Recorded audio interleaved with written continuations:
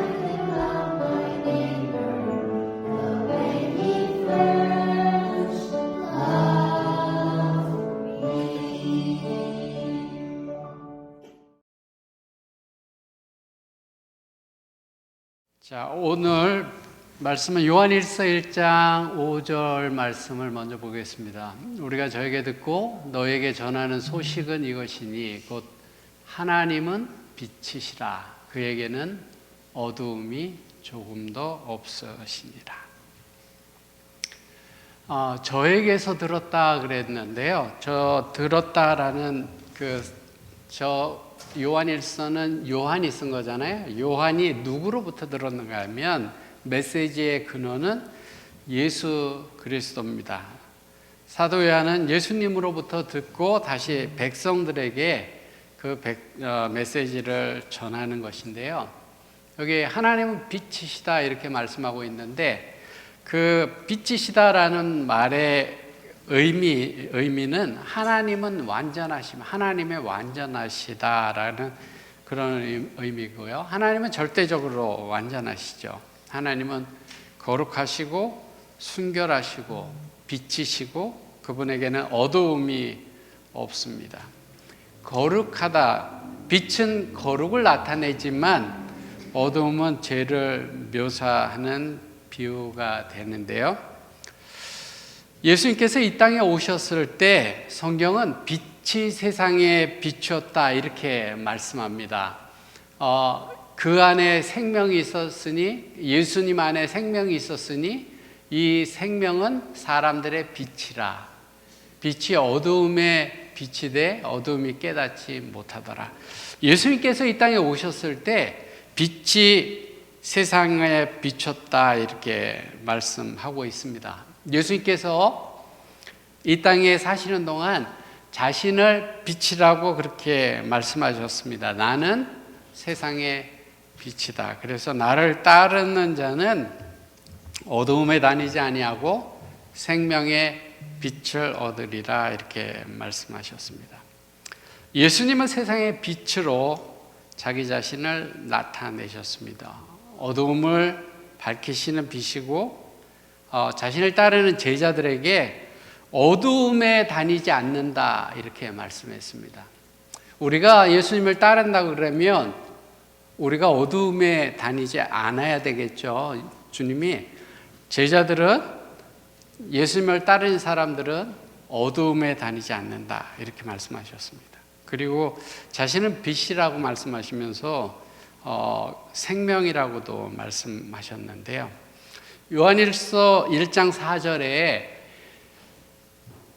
그 안에 생명이 있으니 생명은 사람들의 빛이라 이렇게 했습니다. 사람들은 빛을 원했고 그 빛은 사람들의 생명이라고 이렇게 말씀하시는데요. 주님은 생명의 빛으로 이 땅에 오셨는데 그 빛을 우리가 받아서 세상에 빛을 비추는 그런 사람이 되기를 하나님께서 원하십니다. 인간의 삶에는 빛만 있는 것이 아니라 어두움이 있기 마련이죠. 어두움이 있기 마련입니다. 앞뒤 좌우 분별할 수 없을 정도로 깜깜한 어두움에 빠져서 좌절 속에 눈물로 지새우는 그런 사람들이 우리 주변에 있습니다. 부부관계 때문에 어두운 사람이 있고요. 어려움에 빠져있는 또 어두움에 빠져있는 자녀를 둔 부모들이 있습니다. 어떻게 하지 못해요, 자녀들을요.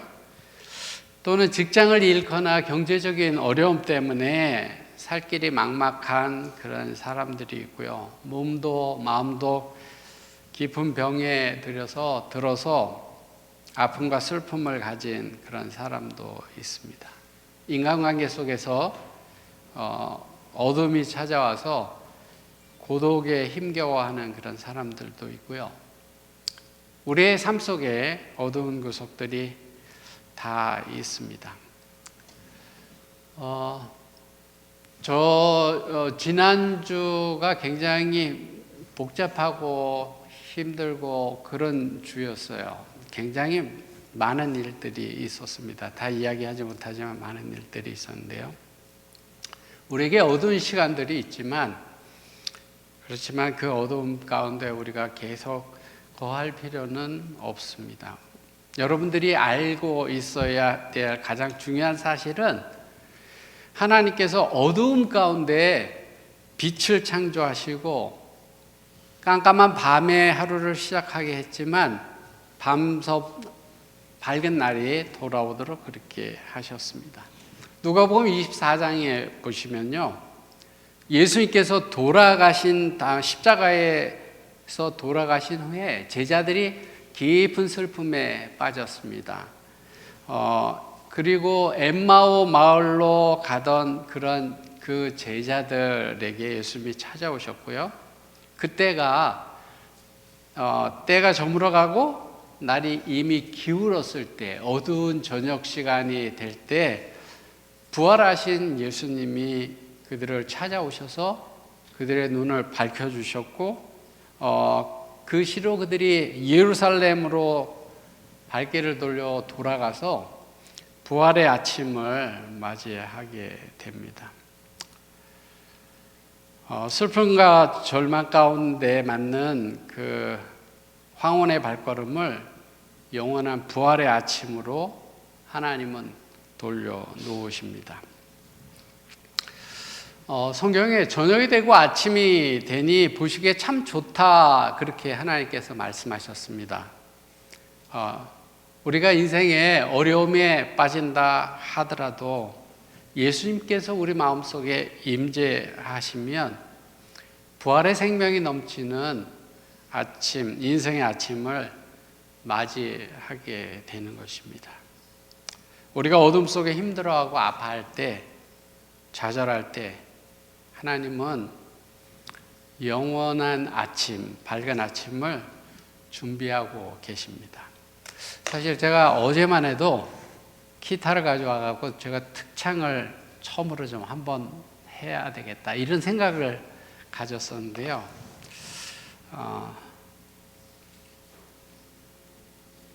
제가 21~22살 때 노래를 이렇게 몇 개 만들었는데 그 중에 하나가 제가 가사가 다 기억이 안 나요. 괴롭고 슬퍼서인지요? 외롭고 슬퍼서 고통 중에 있을 때인지 들리는 하나님의 음성 귀 기울이라. 내가 짊어진 짐을 내가 대신 지고 가리라. 넘어지지 마라. 그런 가사로 제가 이렇게 노래를 만든 적이 있었는데요. 그거를 좀 오늘 한번 하면 좋겠다, 이런 생각을 했는데 준비가 안 됐네요. 하나님은 빛이십니다. 그분과 교제하는 우리도 빛 가운데 거해야 합니다.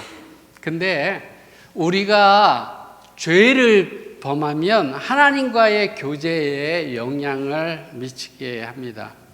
우리가 하나님과 교제한다고 이렇게 하면서 죄악된 행동을 한다면, 우리가 성경은 뭐라고 말씀하고 있는가 하면, 진리로 행하지 않고 너희가 거짓말을 하고 있는 것이다, 이렇게 말합니다. 그래서 사도 요한은 이렇게 이야기를 했습니다. 만약 우리가 하나님과 사귐이 있다고 하고 어두운 가운데 행하면 거짓말을 하는 것이다. 우리가 하나님과 교제한다면 어둠 가운데 있어서는 안 되는 것이죠. 죄를 범하는 것은 거짓말하는 것이다, 이렇게 말씀합니다. 근데 저런 말씀을 왜 하는가 하면, 그 당시에 영지주의라고 하는 어떤 신학적인 사상에 영향을 받은 거짓 교사들이, 그 사람들은 삶으로 죄를 막 지면서 나는 하나님과 교제하고 있다, 이렇게 주장하는 사람들이 있었어요. 영지주의의 극단적인 모습을 좀 이렇게 보여주면, 금욕주의는 뭐냐면, 나의 몸이 죄되기 때문에 결혼도 안 하고 음식도 안 먹고 잘 안 먹고 자신의 몸을 괴롭게 하는 거예요. 내 몸은 죄악되기 때문에 내 몸을 괴롭게 해야 한다고 이렇게 하는 겁니다. 그래서 그런 사람들이 교회 안에서 막 가리키고 교인들한테 그렇게 해야 된다. 그러니까 골로새서에 그 영지주의의 거짓된 가르침을 지적하면서 몸을 괴롭힌다 이렇게 말했어요. 몸을 괴롭힌다 이렇게 말했습니다. 여기 골로새서 2장 23절에 보면 이런 것들은 몸을 괴롭게 한다 이렇게 이야기를 했습니다. 그러니까 그렇게 하는 사람들이 있었고 또 어떤 사람들이 있었냐면 영지주의의 또 다른 모습은 방탕한 삶을 사는 것입니다. 이 영은 거룩하지만 몸은 악하다 이렇게 주장하고요. 악한 몸이 죄를 범하는 것은 영에게 아무런 영향을 주지 않는다 이렇게 주장을 하는 겁니다. 그래서 죄를 범하는데 꺼리낌이 없어요. 이 사람들은 곧 이 행동으로 죄 짓는 것이 아무것도 아니다 이렇게 합니다. 요한일서 1장 6절에서는요 거짓말하는 사람은 불신자가 아니라 믿는 자예요. 그 믿는 자를 이야기를 하는데요. 그 하나님과 교제한다고 하면서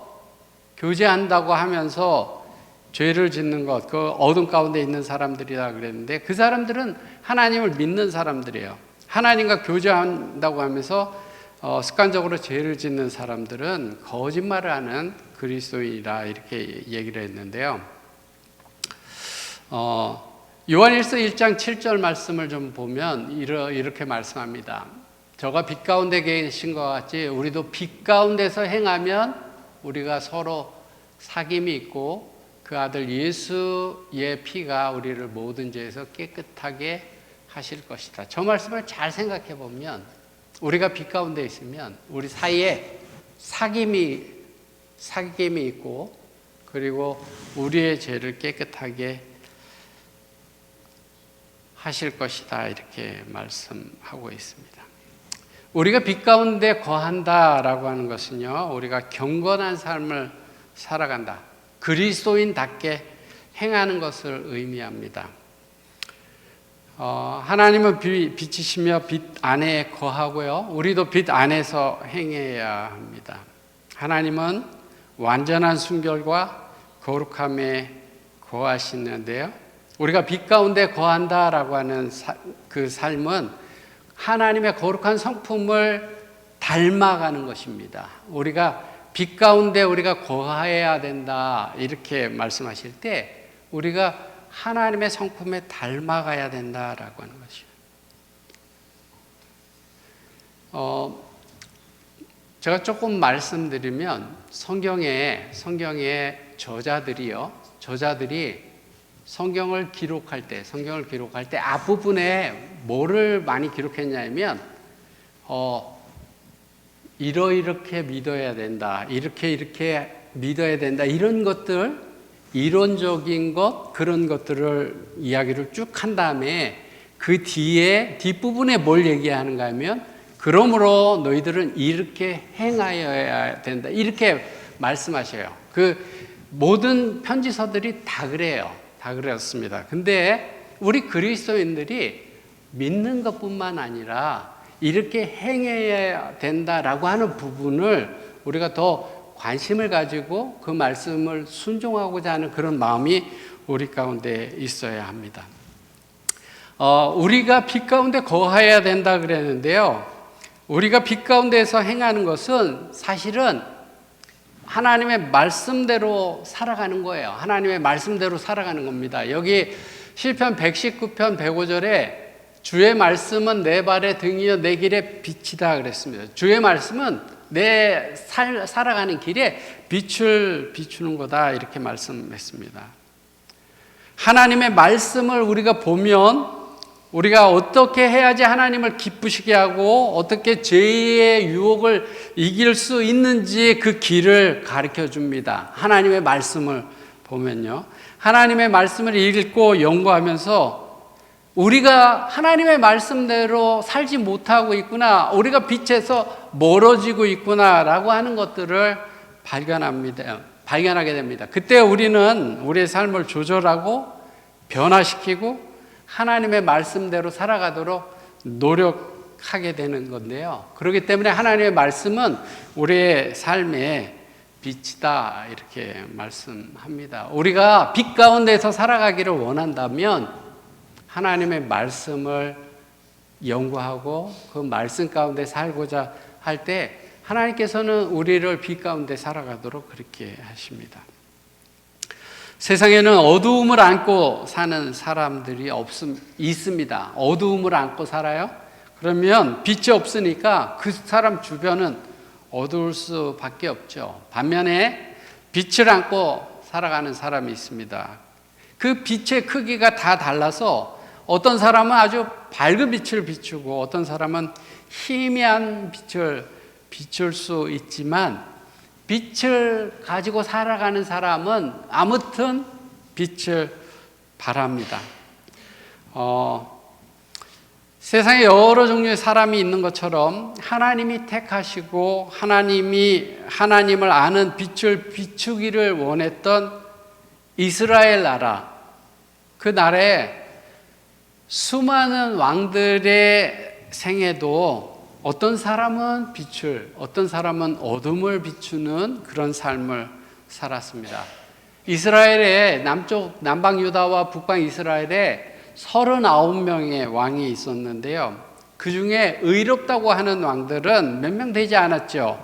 그리고 대부분의 왕들은 악한 왕들이었고 하나님을 떠나서 우상을 만들고 자기뿐만 아니라 온 백성들이 우상을 섬기도록 하나님 보시기에 온 나라가 깜깜한 모습이 되도록 그렇게 어둠으로 가득 차도록 그렇게 만들었습니다.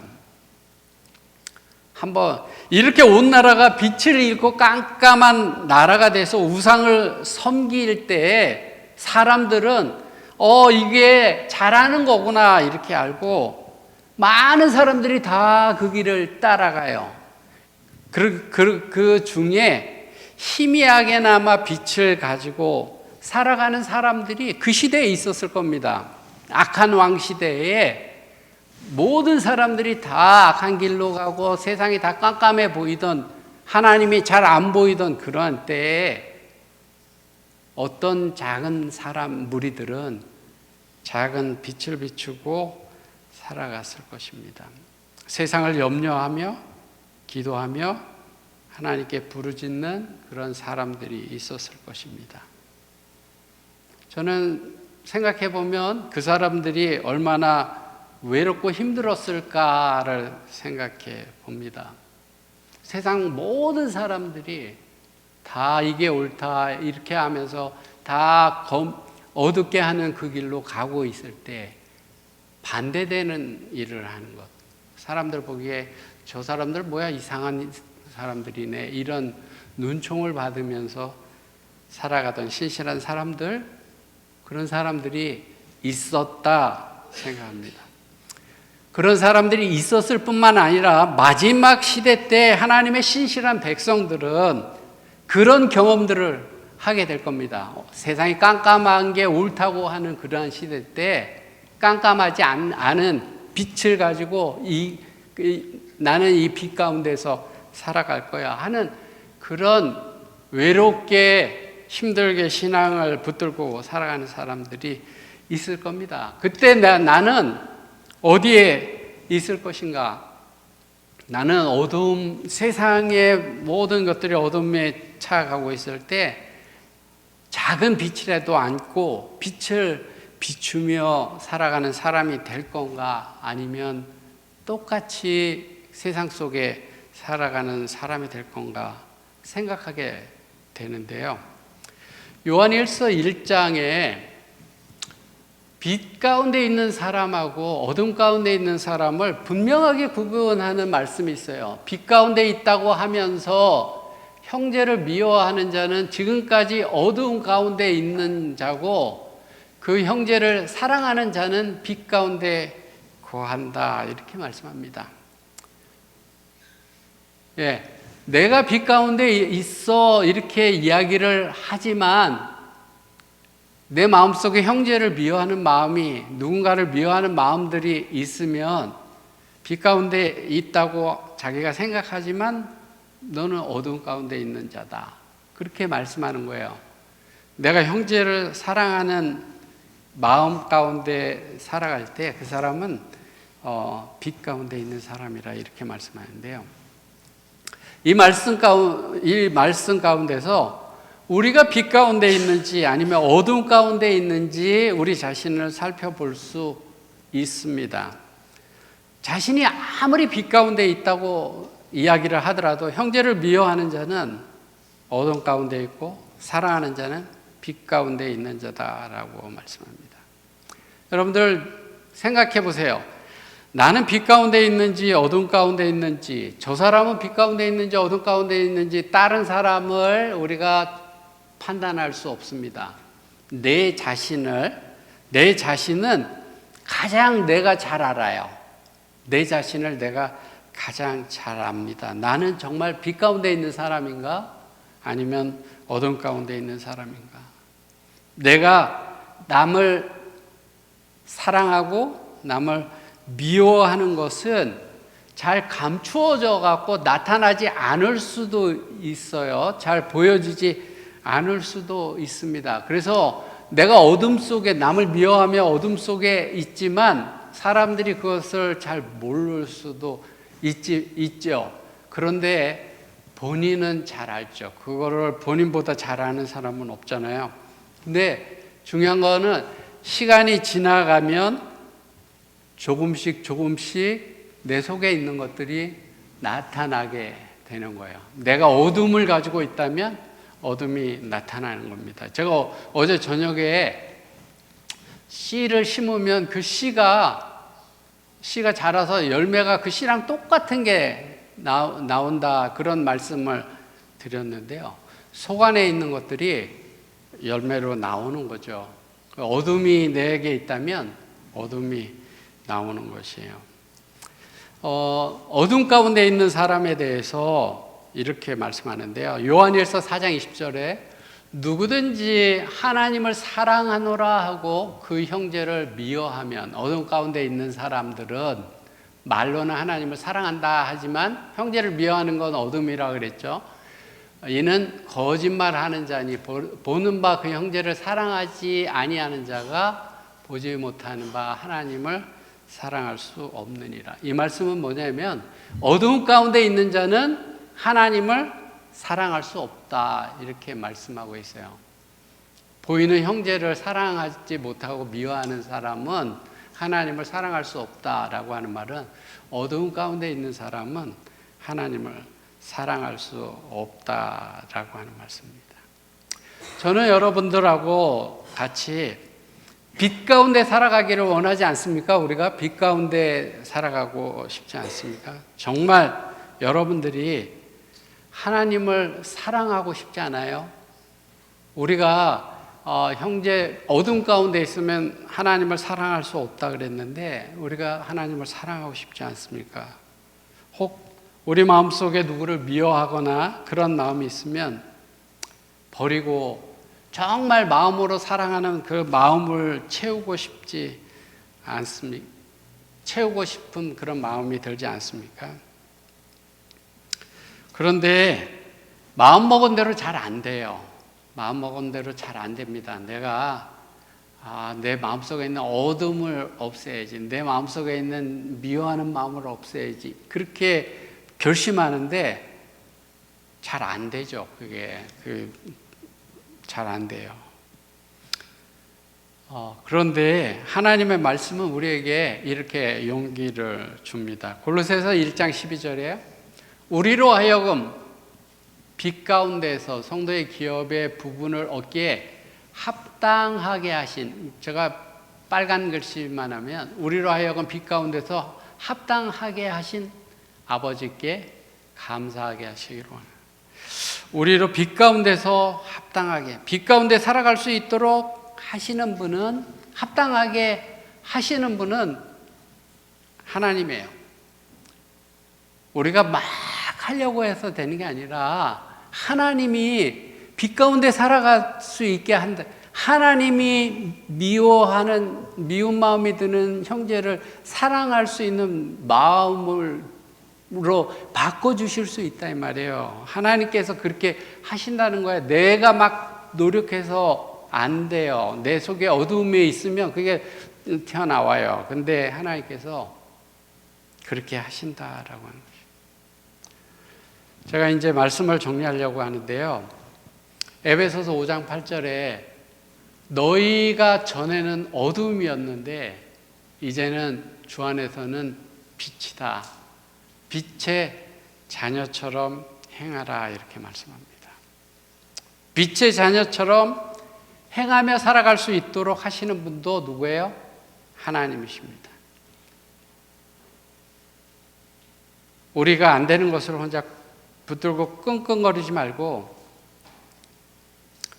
우리가 정말 다른 사람을 사랑할 수 있도록, 그래서 빛 가운데 살아가는 사람이 되도록, 그래서 하나님을 정말 사랑하는 사람이 될 수 있도록 그렇게 만드시는 분은 하나님이신데요. 그분께 우리 자신을 맡기게 되기를 바랍니다.